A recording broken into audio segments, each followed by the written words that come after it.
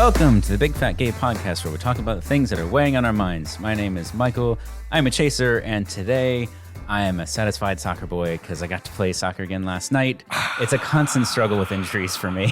But every time I learn something new, which I can then prevent future injuries to that one specific thing, and then I get something else at it. So, hi, my name's Don Marshall. I'm a big chubby guy living here in sunny Hollywood, and today I am a chocolate croissant kind of guy because it's a chocolate croissant kind of morning. That's a good start. It is. I'm Dan Oliverio, author, public speaker, and chubby chaser, and today I am a contented lounge in the gray boy. We're having a little overcast here in Hollywood. So refreshing. And it's nice because, we don't get a lot of clouds and we get almost no rain. And I feel like very LA little cool weather. LA reacts with the same kind of joy to overcast weather that everywhere else in the world they react to a sunny day. Yeah, exactly.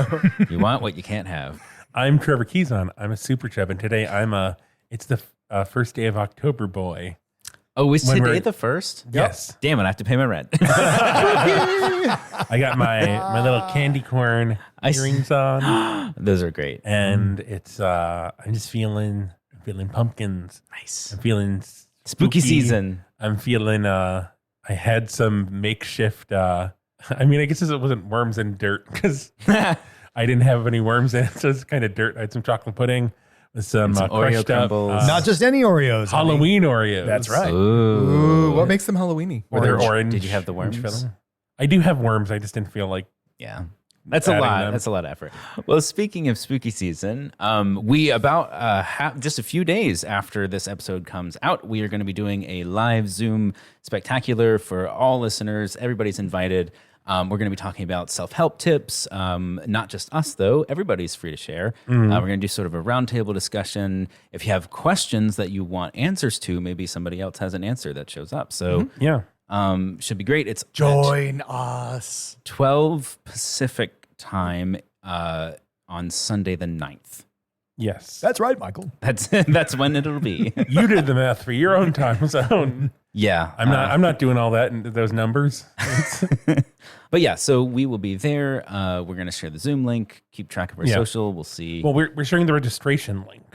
There's a registration process? Yes. Just because, and then you get the Zoom link. You just gotta. Oh, well, that is fancy. Yeah, it'll already be live when you're listening to this, listener. Oh, cool.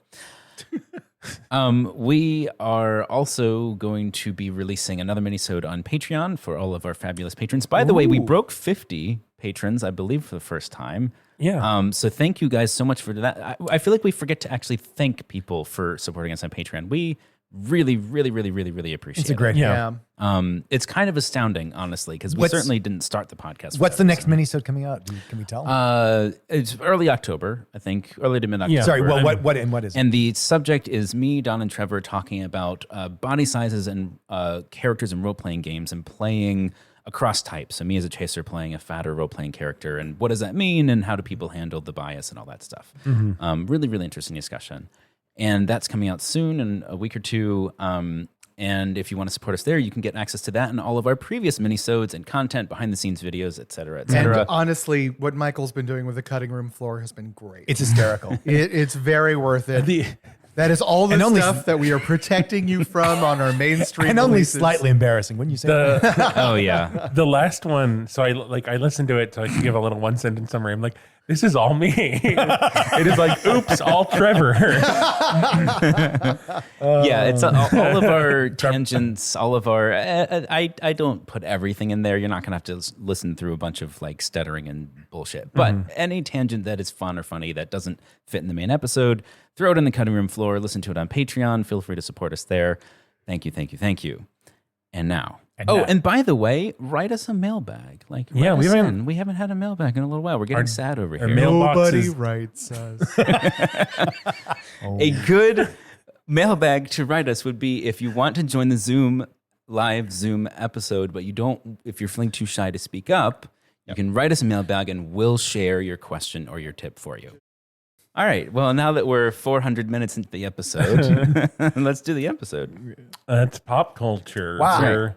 Once again, We're thriving. We're living. we've got some good stuff going on. Yeah, it's a good one. It's an all candy cane we've Oreo done our candy corn. responsible heavy episodes recently. Yeah. hard to cover topics. We've earned ourselves How about a some nice fun treat. stuff? Coming at you from Vulture. Interview. It's actually a podcast episode. But it's condensed into a written interview. Yeah. Right. It's Yeah. there's an excerpt, a very long excerpt, with interview with Guy Brannum, who is co-starring. Sounds so TV, but anyway, he's playing a supporting role in Bros, which is the gay-centric romantic comedy coming out. It just came. It just came out. Yeah, Oh, just What are you doing listening to a podcast?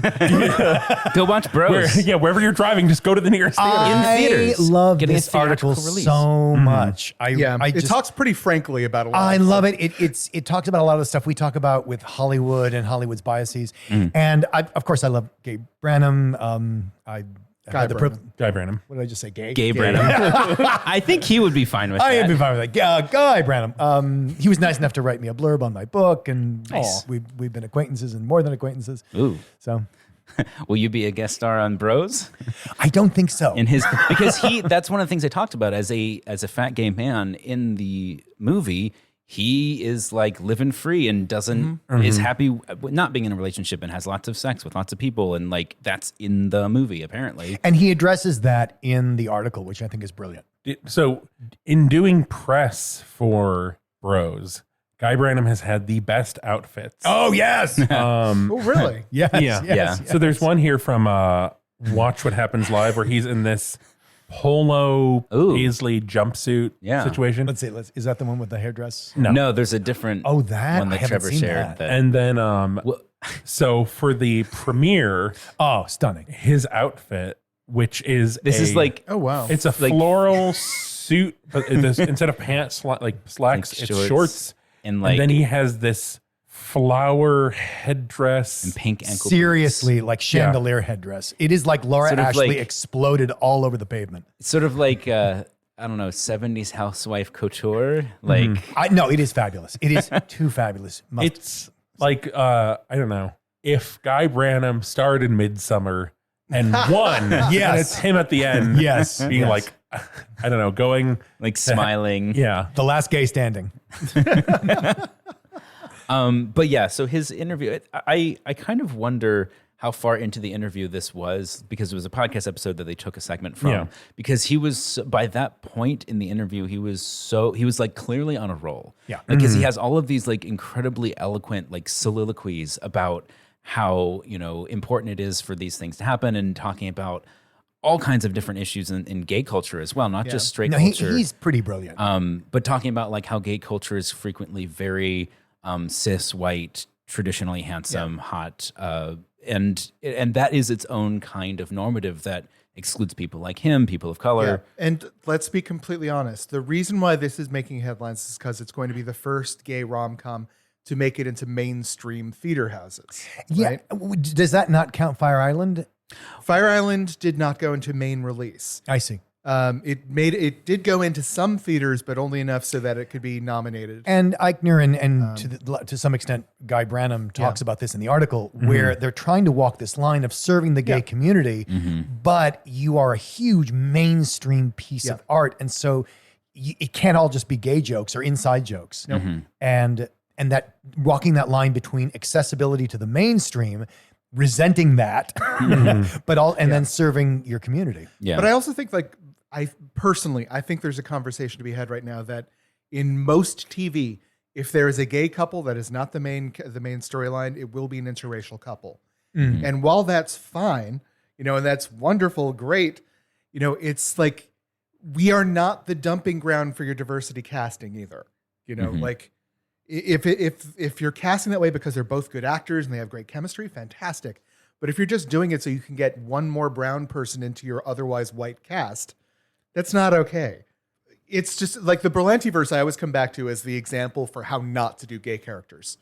Because I remember for the first 2 seasons of The Flash, there was a gay police captain.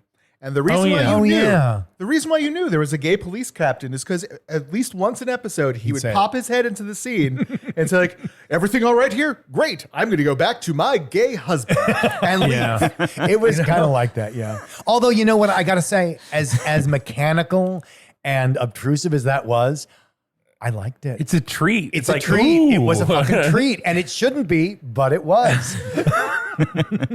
So go see Bros. Yes. Support Guy Brannum. Check out his amazing outfits on Instagram at Guy Brannum. Oh, and hell, buy his book and his comedy albums. Yeah. Someone actually, a listener actually asked us to, like if we were going to see it and review it, which I would do that. I am Yeah, I mean, dying to see it. Dan was like, I want to go see this movie in theaters, which I was like, I know, and I hate rom-coms. I despise rom-coms. I but almost this is fell in groundbreaking. theaters too. And I hate theaters. But, well, cinemas. the way for Dan to enjoy this movie is to go see it in the loudest possible form. Because so during the pandemic, Dan and I, there was a couple points, there was like twice where we rented a movie theater because it was like so cheap. It really was. It's gotten more expensive. oh, yeah, But now I- it's but back I'm- up to the... it's no, but I think it depends on the movie. Okay. It probably is back to like normal prices, but Well, that- we if could- you guys want to rent a movie theater, I don't know. Los Angeles listeners, get in my DMs. Maybe we'll have like a big fat gay. That would be amazing. Oh, my God. Screening. I know there's screening. some. I could get a couple people to show up to that. Yeah. All right. Let's do it. Manifesting. Manifest. It'll be the Bro Fat Gay podcast. This maybe it'll even have happened by the time this episode comes out because next week would be a good time because we're all going to be traveling. Anyway, manifesting and moving on. I mean, I feel like this next story is like something that was manifested. Yeah, that's true. Well, Lizzo manifested it. Yeah. She made it happen. So Lizzo got to play for the first time James Madison's crystal flute from 1813. Can you imagine Lizzo in the Library of Congress checking out their flute collection?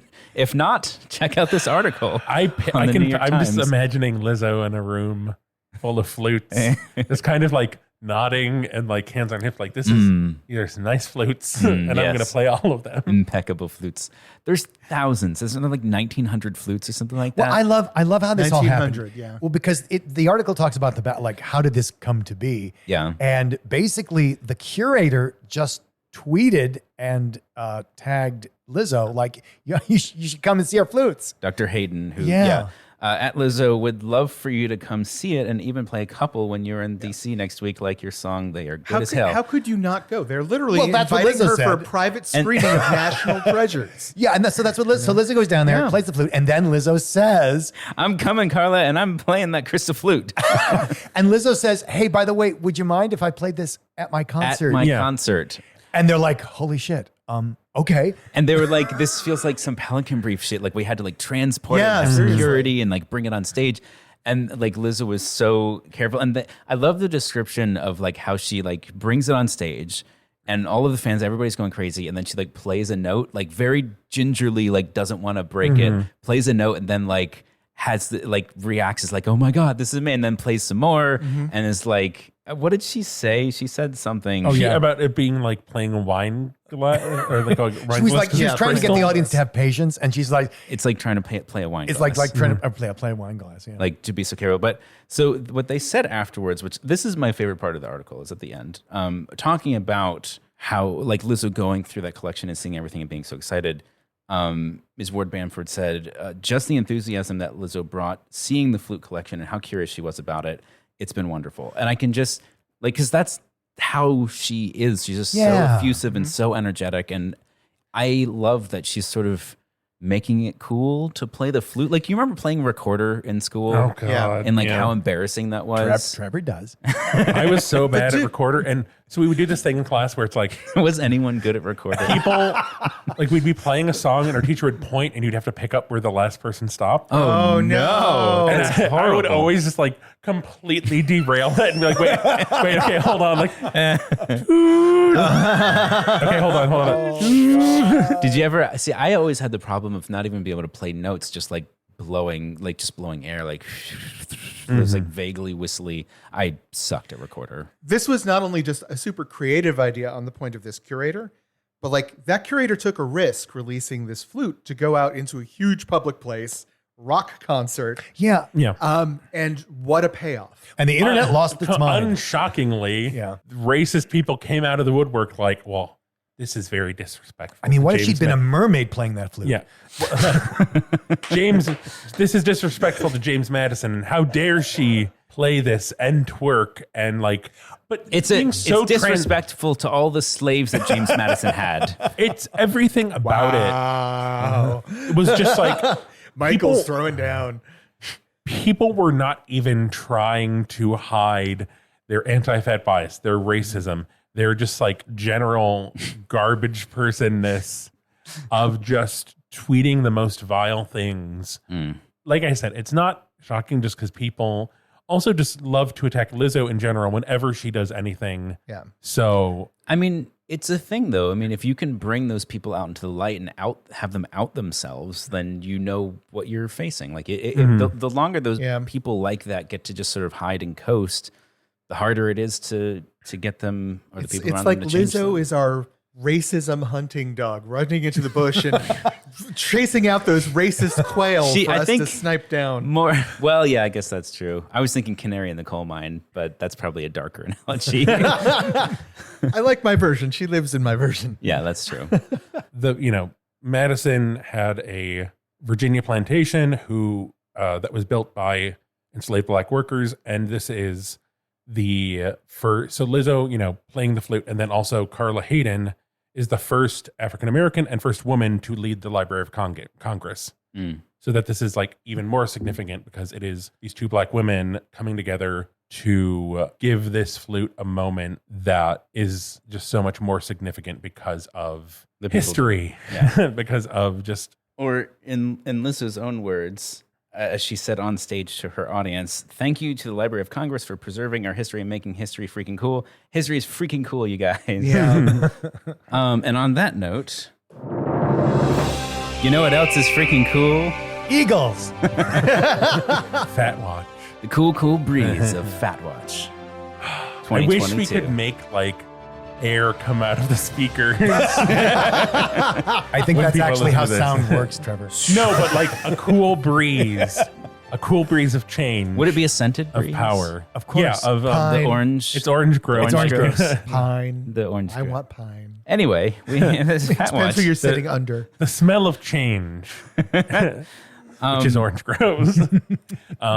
So on self.com, Self magazine, yeah. Self Magazine, Christine Byrne has written an article, sort of an aggregation of interviews and articles called Diet Culture Isn't Just About Smoothies and Food Tracking Apps. I love this because, again, people think diet culture must be just about people who diet. Yep. And it's not. It's what we're steeped in. It is just because you're the tea bag doesn't mean you're not in the tea. We don't talk enough about that. About tea That's bagging. very well put, Dan. That's very well put. Yeah, it's just we're literally, you're soaking in it. And just how pervasive it is because it's not just, whether or not someone's on a diet. It's also the idea that you should be on a diet or what foods you should be eating or the good food, bad food. Or the, I'm being, I'm having this cheat day, or I really shouldn't. It was so naughty of me to have that brownie. Yeah. It's everywhere. Well, and it's not just the people that are, considering the food. It's the people casting eyes at those people when they're considering the food. It's the people putting pressure on other people. Well, and people put it on to conform to that themselves. thinking. People Yeah. put it on themselves. Absolutely, but I just wanted to you're right, point out you're it's right. not just the victims; it's the victimizers. No, I've heard so many stories from fat guys who talk about, they're like at a buffet or something, and if they put fried chicken on their plate, they get stares, and if they put salad on their plate, they still get stares because the people are thinking, well, they're going home and eating fried chicken. Yeah. And this is what the article explains so well, which is exactly what diet culture is and what it means and what it's sort of a euphemism for. And then it breaks it down into sections where it's like, here's what it is, here's how it affects everybody, according to these experts and studies, and then here's what you can do about it. Ultimately, it's not going away, but there are still things you can do to make your own environment better. And this article is a fantastic way, and there's also the comparison to like wellness, Yes. wellness culture, which is very similar to diet culture. Well, it's but kind of wellness the is iteration it's of just it. rebranded, yeah. It's kind of the it's like the more privileged, richer version of diet culture. If you can afford That's actually a very good way of putting it. Yeah, well, see, if you That's how she puts if you it. starve yourself, it's a diet. But if you only allow yourself to eat mung beans and blueberries, it's wellness.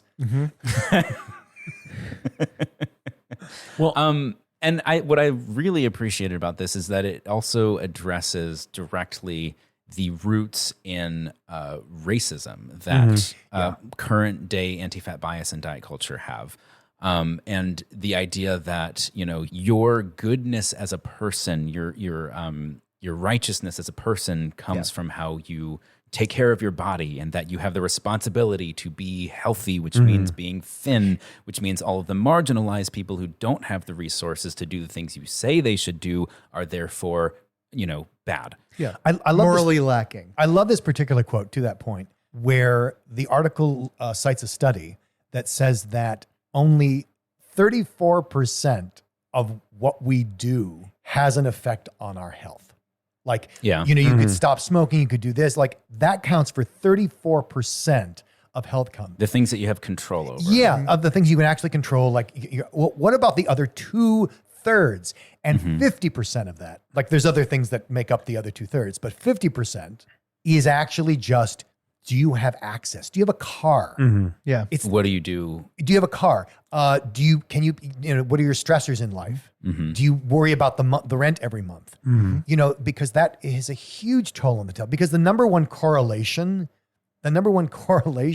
for health is healthcare and money and race, you know? Yeah. I think that's one of the things that makes the discussion of wellness in this article so mind-boggling. And just like in general, wellness culture is so bizarre because so much of it is like recycled forms of torture. Right. So right now there's a big wellness trend that I'm seeing it here. I'm curious, like what it's like in like New York and like other cities, if this is a thing. But so soaking in freezing cold water full of ice as like, this can treat your Tourette's syndrome. Yeah, no, you got to be clear on what it's for. I mean, athletes do that to recover after a workout or after a game because they are athletes and they put their bodies through hell. And it is therefore great for reducing inflammation, which reduces injury. But you can't say that it cures. No, but you know, think of the time saver just putting your body through hell without the workout. And Exactly. Just cut straight to the chase. this was something that they would do to people in asylums. No, my family doctor growing up was a naturopath. And when I had lots of high fevers when I was a kid, it was on multiple occasions, my parents took my 104-degree body and plunged me into an ice bath. Oof. And that shit, I wasn't old enough to understand what was going on. I thought I was being punished for something. It was agonizing. Because they didn't believe in aspirin, or My mother believed whatever the authority told her, and the authority was telling her this is what you should do in this emergency. yeah, well, You know? No, that is not what this ice is baths are for. Agony. Do not do this to yourself or not. to anyone else. Yeah. But I check out the article. I think this is again one of those very good things you can send to like your aunt who's problematic, to your friends, like just like, oh, send it to your mom. Like, oh, check this out. It was really interesting. yeah, because it really gets into the history and why do people believe this and where did it come from, and it's genius. Okay. Yay. Well, it's time. Is it? It's time I knew it. for the Chaser episode. Yay! Don and Trevor, you're excused. Okay, talking I'm gonna just about hang us. up my headphones. Bye, everybody. Bye. It's been a really long time since we've done a Chaser Spotlight, so this feels appropriate. No, I was just laughing because the topic as we have it written down is Chaser competition. And so I was in my head, I was like, all right, Dan, what are we gonna have to do? Push up competition. Go. Okay, Well, so we're going to be putting their wrestling match on Patreon. God. no, it's there is this thing, and I was surprised to encounter it 20 years ago, and I think it's still going strong. There's this thing I sense with chasers, with other chasers, and I've certainly felt it, where you're like, oh, I have to look good enough to get that chub. How do I stack up against that chaser? I've had chubs tell me indirectly, oh, so-and-so, so-and-so doesn't want to meet you because he's intimidated. And there's this whole, I don't know, hierarchy, echelon, competition that is really harmful. Yeah, it's definitely something that comes up when this is why, like, when you socialize within your sort of community, and a community that is based, I think, initially at least, or primarily on sexual attraction, like chubs and chasers, that's kind of where it starts. And then you can build friendships from there. I think there is. I think there is a correlate to this. I think there is a chub competition, and there's certainly a gainer competition. But it's not as. I don't think it's as frosty. I don't think it's as. Yeah, I've never felt like antipathy towards another chubby guy because of who they're getting with or who's hitting on them. I've heard of it. I've heard of it.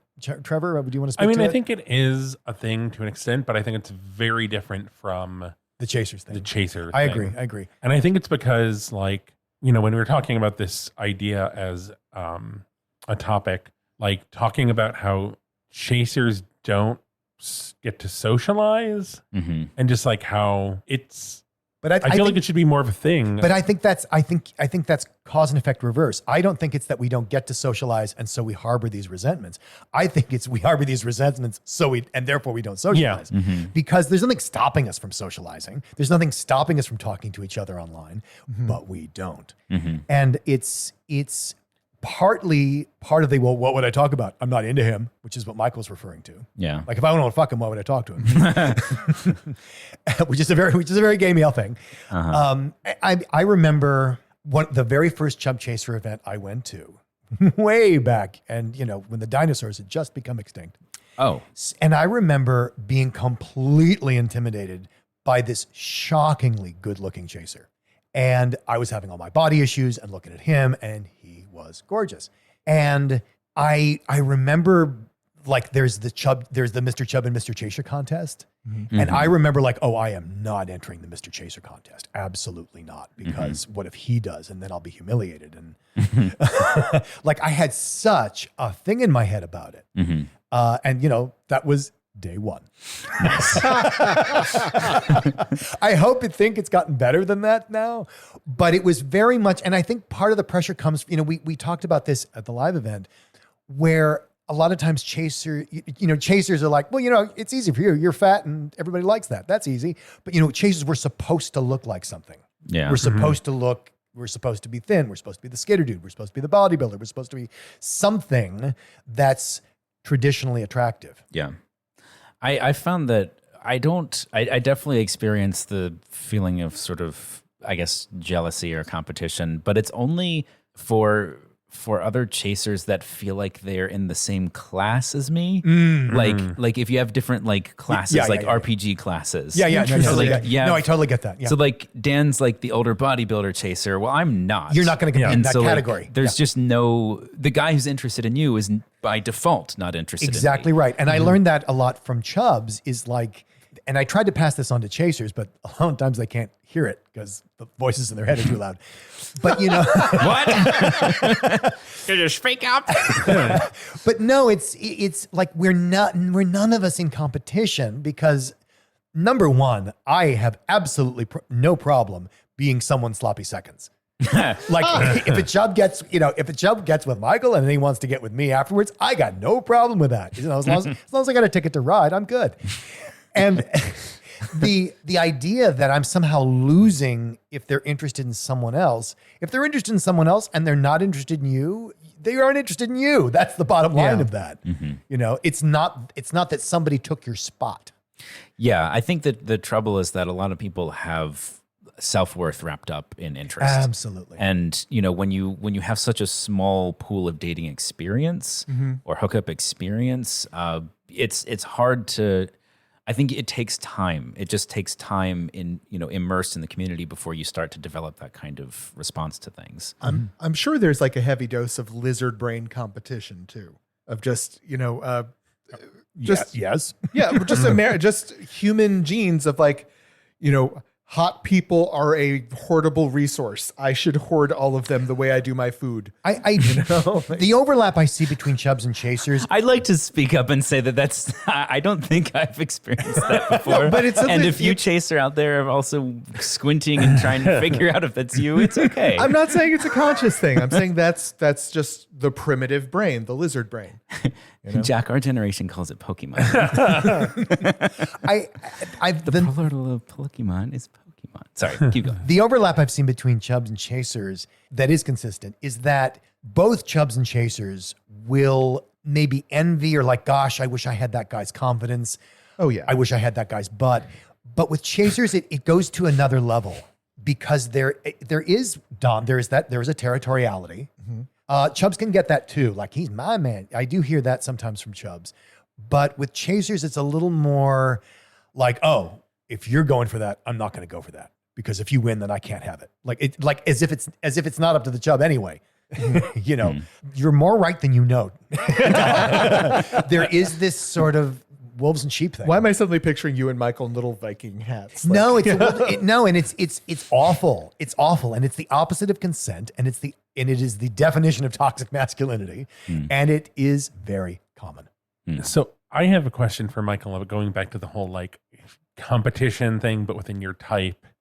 So like, what is that for you? Because like, I kind of have that a little, but it's more like when a guy is into a type that I'm not, I'm like, I don't care at all, because it's like, oh, whatever, like, and that makes sense. Yeah. But when it seems like he's going for like a type that I am, but not me, and it's like, well, then like, why not me? Like, it seems like I have addressed this so many times with Chubbs. Yeah. And it's just like, so like trying not to be in my head about it, but like then kind of like obsessing. Like, what is that like on the chaser side for like? The funny part about that, I don't have a whole lot of experience with like community interactions with multiple different people in the same place. Like, that's a relatively recent thing for me. What I've experienced is it's more of a sense of like the Chubb is into both of us, and I know that they're into both of us, and so then it kind of turns into this like, well, which one is better? Like, which one's more preferable? Like, why choose? Is that the? Well, I mean, that's my point of view. Why choose? Like I said, I'll go second. I have no problem. I think it wasn't even so much about like I want to be picked. It was just to me, it highlighted what I perceived as my own flaws. So like when you're standing yourself up next to somebody, I wasn't actually trying to go get the Chubb that wanted both of us. I was just observing like, oh, they're into both of us, and I'm clearly the inferior specimen. You're the B team. Yeah. Let me ask you this. Have you ever found yourself comparing yourself to other people that way when there wasn't someone you're sexually interested in the equation? Oh, yeah. Only constantly. You have? Only constantly. Yeah. Oh, okay. Yeah, only constantly. Yeah, Dan. That's the name of the episode. Only constantly. No, I have had, because a lot of times, in my position giving seminars and stuff like that, and I actually bring this up in the book, where exactly that, Trevor, where someone will say, why aren't they into me? They're into all the other guys like me. Why aren't they into me? And the short answer is, if you think you're their type and they're into other people who are your type and they're not into you, it's actually that you don't know what their type is. There could be a personal thing, like they're intimidated by you or whatever, or maybe you sneezed on something and they were grossed out. That's possible, but less likely. Was it. But less likely. Trevor, you sneeze all the time.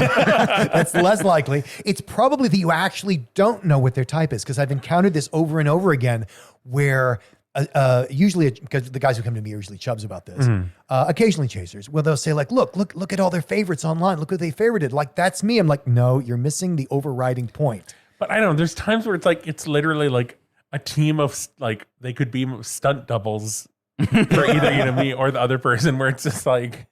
What I'm observing, because when Don, you asked your question, my brain went to when I lived with, I mentioned them last episode, the two actor roommates that I had when I first moved to LA, both of whom were ostensibly straight, dating girls at the time. So there was no overlap in interest whatsoever, but definitely still felt that degree of comparison and competition. And to me, I think the problem is when you associate yourself with a category. And if you aren't looking at yourself as a unique specimen, and you start putting yourself into a category of other people and you start comparing all of them. Yeah, that's categories are great, labels are great, but not if you misuse them like that. Yeah, and that is I would say the primary way that I fall into that pit of comparison. It's not so like, I think, honing in on what makes you feel like you, like what makes you actually feel like the unique original version of you, like as far as how you carry yourself, what your interests are, how you dress yourself, how you look, all that stuff. And then if you see somebody else who looks or acts just like you, that's just them. Like you don't have to line yourself up next to them. I do have to say I have a slightly different experience of this because I have the additional issue of race being thrown in. Very true. Where I will say, I can't tell you how often, like, I'll be, this happens a lot online. I'll look at their profile pic, right? I'll look at the description of things they like, and I'm like, I am every one of those things, right? And then I will never hear back from them. But if I look at their listing, it's like, oh, I get it. Everyone on this list looks like me, but they're white. Or maybe they're black, like one or two black people, but I definitely feel like everything you're saying is absolutely true, but there's often one factor that may set you apart from everyone else that you then begin to wonder, is this the one thing that's stopping me from making those connections? Two things about that is, yes, that's what I mean by, like, if you think you're their type and you're not getting picked, maybe it's because you're actually not their type. Yeah. And I'm not speaking to whether that's a valid typing or whatever, but I just want to recall what Dexter was talking about, because he certainly experienced that and talked about it. And to quote Dexter, he's like, you're like, so sorry for you, I'm moving on. Yeah, that's all you can do. That's all. Well, but it's also about taking your power back and not being at the effect of their approval. Yeah, but I just have to throw in there, like, yes, that is absolutely true. The endurance it takes to do that throughout your lifetime can be draining. Yeah. But you are absolutely correct. And there's lots of factors like that. There's what's called the pretty privilege, and race enters into it, and a bunch of other things. Masculinity enters into it. Oh, there's lots of individual factors. I know someone who went through the same thing with hair. Absolutely. Just with hair. I know. I think episodes like this are important because it does seem silly to be like, well, let's talk about how thin people are affected by these issues. But it is important because there is not space for chasers to really have these conversations or explore these feelings often. And that is why I think it's important to create spaces for them. Yeah. And we appreciate it. Yeah. Yes, we do. I don't know. I just want to, something else we talked about when we were doing this episode was like, how, getting chasers to meet and interact, you got to do it like shelter dogs. Yeah. You got to have them meet on the other, like they're on opposite sides of the door first. And then you open the door and you So can they Never can let go of that leash. They can just Never smell let each go of that other. leash. And then give them treats at the same time. in the same room. Well, my experience is they're not going to fight. They're just going to go to opposite sides of the room and sulk or something. Yeah. Yeah. That's So like likelier. I'm imagining like a big puppy party, but it's chasers. Just put all the chubs in the center of the room so that they have to go to the center. Like the chubs are the treats. It's a big You're chaser. so going to get in trouble for that. I mean, anybody who just tunes into this episode and hears that will think I'm a trash person. Anyone who actually listens to the show Very true. will understand exactly Very what true. I'm saying. No, a big chaser party. It'd be fun. Well, if you want to join our big chaser I'm party, loving the little dreamy look in Trevor's eyes right now. I'm just imagining a chaser underwear party where no one shows up. I mean, there's an opportunity for this. I mean, it's not in person, but our Zoom our Zoom get together coming up. I want to see some chasers there. Yeah. Show up for us. We know you exist because we saw you at the live episode, so you can't hide. Yeah. Well, and I think one of the hallmarks of our show is that we do have such a chaser audience. Which I didn't even fully realize until we did Bigger Vegas. Well, and the that was mailbags awesome. and things like, because traditionally, and I know this from, my own seminars, the people who show up are generally the chubs who are scratching their heads going, what the fuck is up with these chasers? And if there is a chaser in the room, it's because he came on the arm of some chub he's trying to bed. Well, I hope he wiped it up afterwards. Oh my dear Jesus Christ! What? That was good. Moving on. But, I just... Here is a kudo.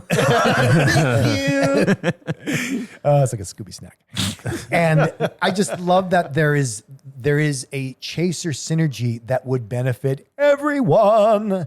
Not just the chasers, but the chubs and, by extension, the world. And And yourself. detoxifying the community. Yeah. Yeah. Yeah. Speaking of detoxing yeah. and health and wellness, So I don't know. it's the Chasers. chaser ice bath. Yeah. Oh God. Chaser ice bath challenge.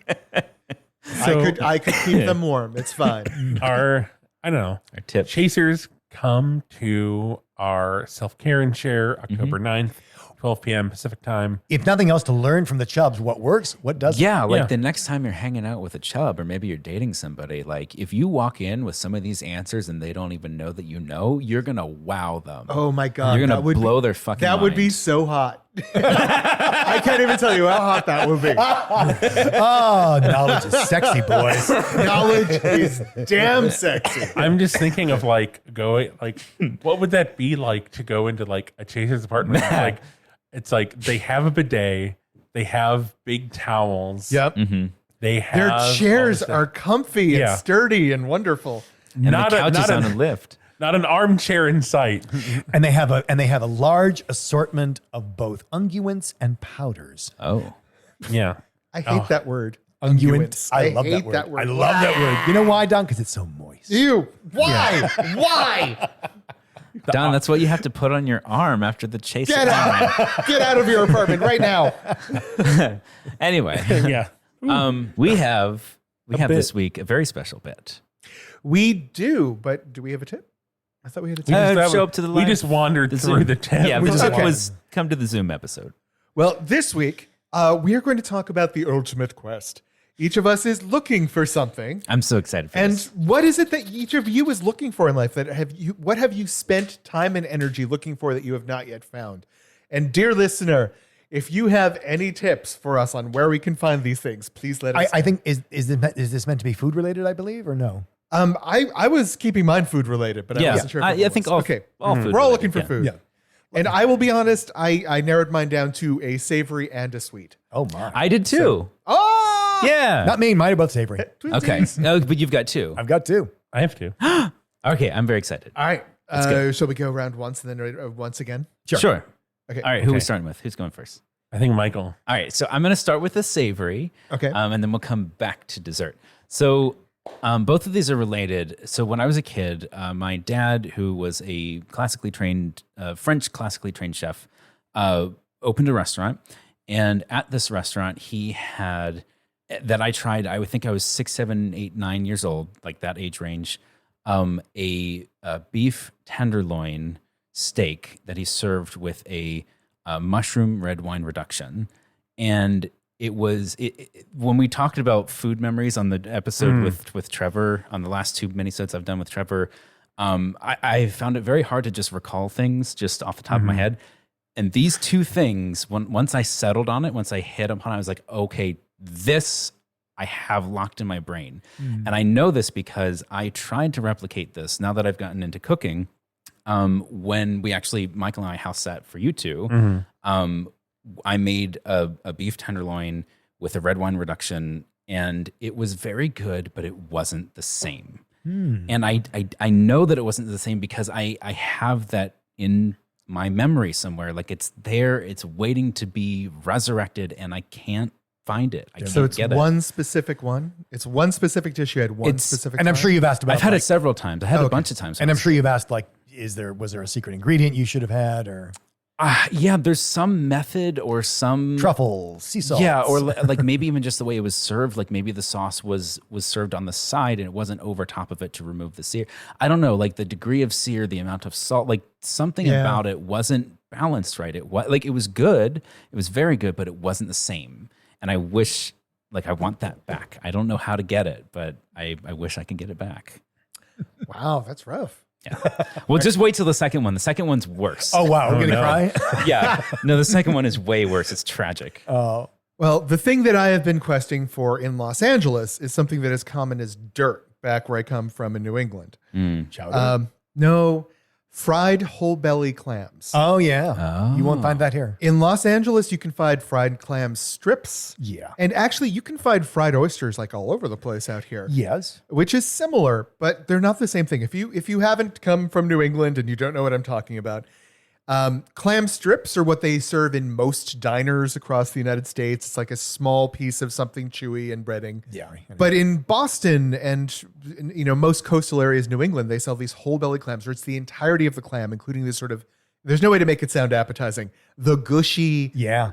tummy bit in the middle of the Yeah, clam yeah. that when you fry it gets sort of firm, and there's an earthy seafood flavor to it. I was going to say, this is not for the faint of heart. This is no calamari strip. No. This is fishy. No, it is fishy. Yeah. And there's probably a reason why you don't get it outside of New England. in Maybe coastal so. areas, Maybe but, so. But damn, you cannot find it in Los Angeles. I have been trying for a long time. I think oyster is a better sell out here because Yeah. it's an oyster. It's an oyster. It has some mystique. It has mystique, and And there are oyster bars. Like, Although there's we a whole have- industry designed We around have oysters. mutant oysters out here that I never saw on the East Coast. well, they're different oysters. I bought a jar of oysters. I think from that might have been your mistake right No, there. they were like pickle. It was like a real thing from Whole Foods. Okay. And I pulled one out and realized this entire jar that was like 6 ounces worth of oysters, there were 2 oysters in there. Oh. They were the biggest you Oh, could Jesus. make a burger out of these oysters. Holy crap. It was insane. I've never seen it. You couldn't put one in your mouth. You'd I have think to, like, I think that may be Trevor's- the I just like imagine like Don like prying out an oyster that's the size of like a big hamburger patty and like putting it on a bun and just like Have you guys seen the Mr. Bean episode where he eats the bad oyster? Oh dear. no. Okay, I'll spare you the details. that can't go well. But anyone who's seen that episode knows exactly what I'm talking about. All right, so we have we have Michael's special steak. We have my fried clams. Well, I'm going to stay fried- on your seafood theme. Okay. Because there's no way Trevor's going to follow with that. Trevor hates seafood. I love seafood. No, I am, and I think a lot of people will sympathize with this. The perfect, or at least decent, fish and chips. Oh. Fish and chips are so badly abused. Yeah. And I've had every time I like, oh, they have fish and chips on the menu. I'll order that. Wop, wop, wop. No, it is a mistake. I have been burned so many times. Is it both, or is it the fish, or is it the chips? I will say the last time I had fish and chips about a week ago, so we returned, this was in Monterey, which you'd think would be pretty good for fish and chips. I went to, we were at this hotel, and the hotel restaurant was pretty good. But a year ago, their fish and chips was monstrous. Oh, it was like so the fish, weird. like the fried fish really should have been called fish dumplings. Like that's how was bad so it was in weird. terms of Oh. like the opposite of Oh. fish and chips is fish dumplings. Right. It was just so soggy and bready and awful. Yeah. Okay. Yeah. But they had it, they remodeled, they had a new chef. I'm like, and fish and chips is on the menu as a special. I'm like, all right, I'm dumb. I'll try again. Oh, no. And it was better. It was better. Was it right? No, it wasn't right. But the fries, the chips, completely unconventional. Okay. Kennebec fries, Kennebec potatoes Okay. that were exquisite. It was my idea of heaven for a French fry. Would anybody else like it as a French fry? Probably not. Were they wedges? Like They were the way that you would expect They were chips? wedges, but here was the magic. They were like thicker than steak fries, Okay. Mm-hmm. Wow. but crispy. Yeah. Yeah. probably Magical. par- Magical. They're probably poached. They were very sweet. Because of Kennebec. Yeah, which was just unusual. They were, I devoured those trick- fries. I never devour fries. There's 2 tricks to getting crispy French fries. Number 1, you have to wash as much starch off as you can. Yep. And number 2, poach them, like par cook them, and then freeze them, and then fry them. Which has the effect of dehydrating them. Yes, Yeah. exactly. Well, because moisture is the enemy of Christmas. Exactly. All right, okay, Trevor, go. So I don't know. I'm torn because I thought of something else from kind of hearing other people's things. So I was originally going to talk about mac and cheese and just like my quest. Like I feel like so many places just do mac and cheese bad, but something that I have not been able to find out here that I think I've talked about before Could is it be? the francheesy. Oh, franchise. A francheesy is a thing. They call of that a beauty. franchise out here. No, a francheesy. It's like a super specific Chicago thing. My mouth is watering. Someone get Trevor a napkin. Get the bucket.